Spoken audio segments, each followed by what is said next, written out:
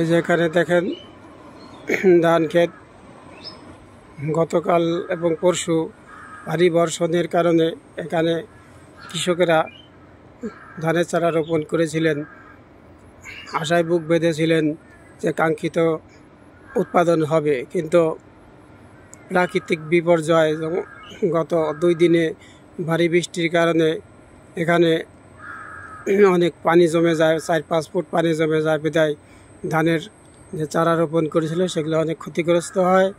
বিদায় কৃষকের অনেক ক্ষয়ক্ষতি হবে বলে মনে করা হচ্ছে। তাই সবাই মিলে আসুন আমরা এটাকে প্রাকৃতিক দুর্যোগ থেকে বাঁচার উপায় বের করে এটাকে প্রাকৃতিক বিপর্যয় থেকে আমরা যাতে যেভাবে রক্ষা নিজেকে এবং শস্যাবাদী ফসল আমরা কিভাবে রক্ষা করতে পারি, এই চিন্তাভাবনা আমাদের বাড়াইতে হবে। এবং আশা করি সকলে এই ব্যাপারে উদ্যোগী হবেন এবং প্রাকৃতিক বিপর্যয়কে জয় করে আমরা যেন কৃষিতে উত্তরোত্তর সাফল্য কামনা এবং বাস্তবায়ন করতে পারি, এটাই হোক সবার মনের এবং প্রাণের আশা। বাংলাদেশ কৃষি প্রধান দেশ।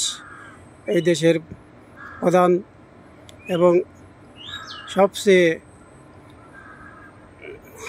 দরকারি হচ্ছে ধান থেকে আমরা খাদ্য পাই, বিশেষ করে চালের যোগান দেয় আমরা মাছে ভাতে বাঙালি।